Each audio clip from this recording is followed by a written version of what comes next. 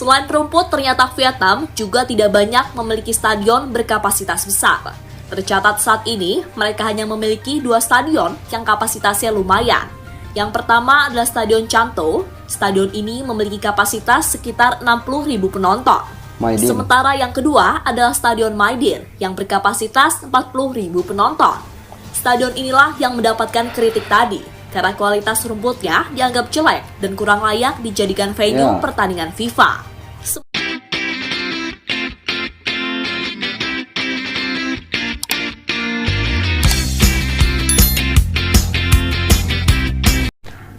Oke guys, assalamualaikum warahmatullahi wabarakatuh. Jumpa lagi dengan saya Andika ya, tentunya hanya di channel ini ya.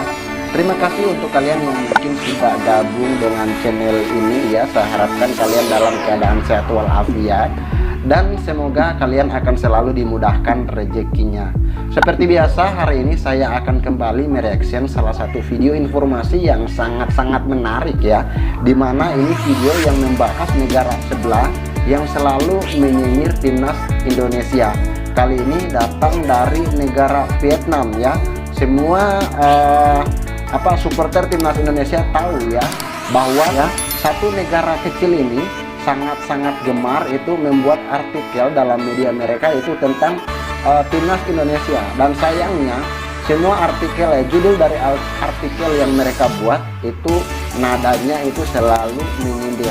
Jadi hari ini sudah dibahas dalam videonya channel GL News Report ya, dimana di sini judulnya bisanya cuman nyinyir, dan ini alasan Vietnam sulit jadi host Piala Dunia.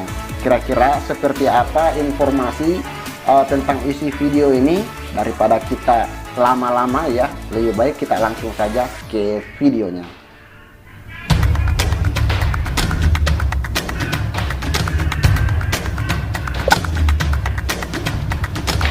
GL Report.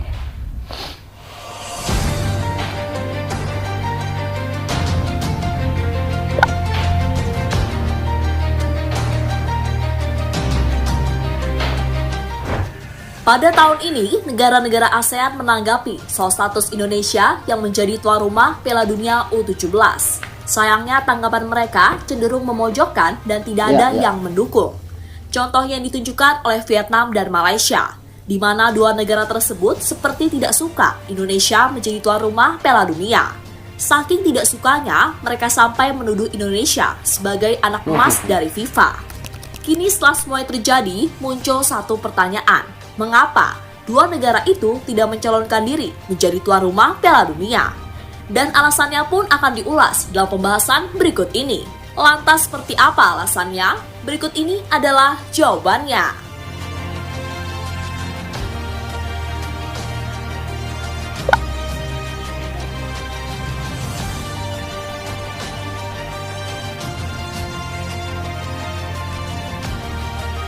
Alasan Vietnam sulit jadi host Piala Dunia.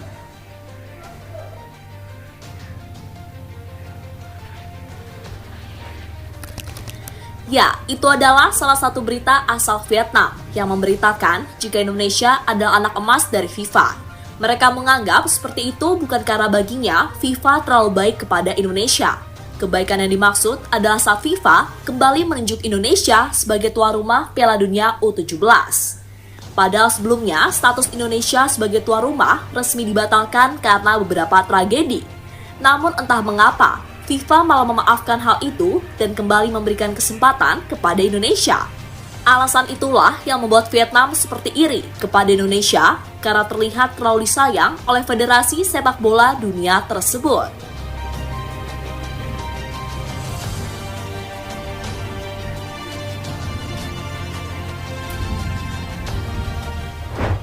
Masalah seperti itu sejatinya tidak hanya Vietnam yang iri.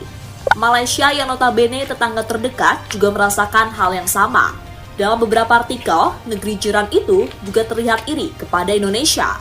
Rasa iri semakin bertambah setelah Indonesia sukses menggelar Piala Dunia U17. Tak hanya sukses di turnamen, timnasnya juga demikian, karena berhasil tampil baik meski gagal lolos ke babak 16 besar. Sesuatu yang sangat sulit ditirukan oleh negara-negara tetangga, termasuk Malaysia dan Vietnam.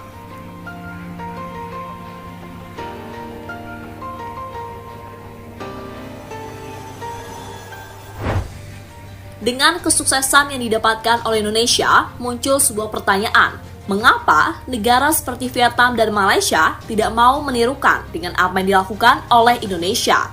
Menirukan di sini adalah menjadi tuan rumah Piala Dunia, entah itu level kelompok umur maupun di level senior. Usut punya usut, ternyata ada beberapa hal yang membuat semua itu sulit terjadi. Dan hal yang dimaksud adalah sebagai berikut. Ini dia ulasannya ya. Infrastruktur. Infrastruktur Vietnam yang kurang memadai. Salah satu alasan kuat mengapa Vietnam tidak mau mencalonkan diri menjadi tuan rumah Piala Dunia adalah masalah infrastruktur. Ya, sebelumnya negara yang satu ini sering mendapatkan kritikan soal lapangan yang mereka miliki. Kritikan itu datang dari negeri sendiri dan negara lain. Kritikan yang paling sering adalah soal kualitas rumput stadion, di mana banyak yang menilai kualitas rumput stadion Vietnam sangatlah jelek, sehingga hal itu tidak layak jika dijadikan venue pertandingan sekelas FIFA. Wow, rumputnya kuning ya.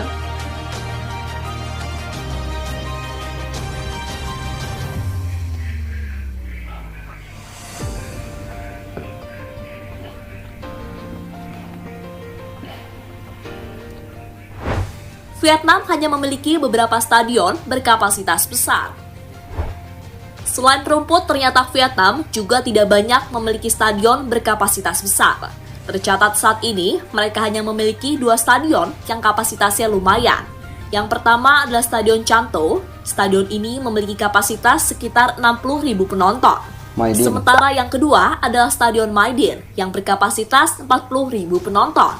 Stadion inilah yang mendapatkan kritik tadi, karena kualitas rumputnya dianggap jelek dan kurang layak dijadikan venue pertandingan FIFA.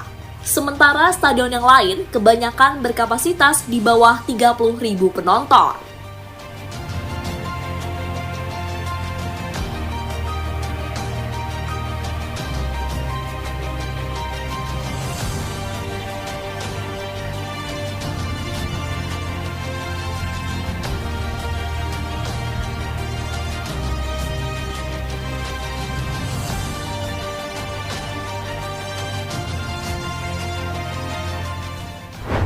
Malaysia menolak menjadi tuan rumah Piala Dunia level kelompok umur. Berbeda dengan Vietnam, Malaysia sejatinya memiliki beberapa fasilitas yang membuat mereka mampu menggelar Piala Dunia. Sayangnya hal itu tidak dimanfaatkan untuk mencalonkan diri menjadi tuan rumah. Mungkin saat ini Malaysia masih belum berpikir untuk menjadi tuan rumah Piala Dunia, entah level kelompok umur maupun senior. Buktinya, mereka pernah menolak ajakan Indonesia untuk menjadi tuan rumah bersama Piala Dunia tahun 2008. Malaysia tolak ajakan Indonesia untuk maju sebagai calon tuan rumah Piala Dunia 2036. Dengan beberapa alasan tadi, kini hanya Indonesia yang memiliki niat untuk menjadi tuan rumah Piala Dunia. Bahkan mereka mulai mengajak Singapura untuk menjadi tuan rumah bersama. Untungnya hal itu disambut dengan baik oleh Singapura, sehingga dua negara tersebut siap bersaing dengan negara lain untuk menyelenggarakan Piala Dunia U20 pada tahun 2025 mendatang. Mari kita doakan yang terbaik agar Indonesia dan Singapura dipilih FIFA sebagai tuan rumah Piala Dunia U20 selanjutnya. Jadi itulah alasan Vietnam dan Malaysia sulit menjadi tuan rumah Piala Dunia, entah itu di level kelompok umur maupun level senior. Betul juga ya guys ya. Oke ya, seperti itu untuk informasi kali ini ya. Dimana di sini ya admin ya mengatakan ya bahwa Vietnam itu sangat sulit ya untuk menjadi host Piala Dunia. Itu dikarenakan ada beberapa faktor pendukung ya membuat Vietnam sulit dalam mengajukan diri menjadi tuan rumah Piala Dunia, entah itu level senior maupun yang kelompok umur ya. Jadi di sini alasan utamanya yaitu infrastruktur. Lagi-lagi yang paling penting itu adalah kesiapan ya. Kalau Indonesia ya mungkin saja FIFA menilai Indonesia itu sangat niat ya dalam memajukan sepak bolanya. Terbukti Indonesia itu membenahi semua stadion yang ada di Indonesia itu menjadi level standarnya FIFA ya. Sementara negara sebelah ya, Vietnam, yang notabene Vietnam ini adalah negara salah satunya yang terkuat di Asia Tenggara. Namun mereka itu tidak memperbaiki infrastruktur mereka ya. Terbukti stadion terbesar yaitu stadion kandang dari timnas Vietnam itu kualitas rumputnya itu sangat jelek ya, sehingga yang membuat Vietnam itu tidak mau mengajukan diri menjadi tuan rumah Piala Dunia, salah satu faktornya adalah belum siap. Nah yang kedua, Malaysia juga ya. Kenapa Malaysia cuman banyak menyinyir melalui media ya, melalui sebuah artikel, dan juga banyak masyarakat mereka masuk di kolom komentar yang memberitakan tentang timnas Indonesia dan juga keberhasilan Indonesia dalam Piala Dunia ya. Kenapa pemerintah mereka ya menolak ajakan Indonesia dalam mengajukan tuan rumah. Nah, lagi-lagi ya faktornya yaitu pemerintah mereka itu belum siap dalam menjadi host Piala Dunia. Jadi untuk para warganet dari negara tetangga ya harusnya jadikanlah keberhasilan Indonesia dalam menjadi tuan rumah Piala Dunia itu sebagai bahan untuk mengkritik pemerintah kalian, agar supaya pemerintah kalian itu akan lebih termotivasi dalam mendorong infrastruktur, memperbaiki infrastruktur, dan juga kesiapan diri dalam mengajukan diri sebagai tuan rumah Piala Dunia. Oke ya, seperti itu untuk informasi kali ini ya. Diharapkan kalian berikan tanggapan kalian juga tentang video ini ya. Dan jangan lupa untuk kalian yang mungkin belum padamkan tombol merah di bawah, pastikan kalian sudah padamkan, dan juga nyalakan notifikasi loncengnya agar kalian tidak akan ketinggalan video informasi yang akan saya upload di kemudian harinya. So guys, untuk video ini saya cukupkan dulu. Akhir kata dari saya, wassalamualaikum warahmatullahi wabarakatuh, dan sampai jumpa di video selanjutnya.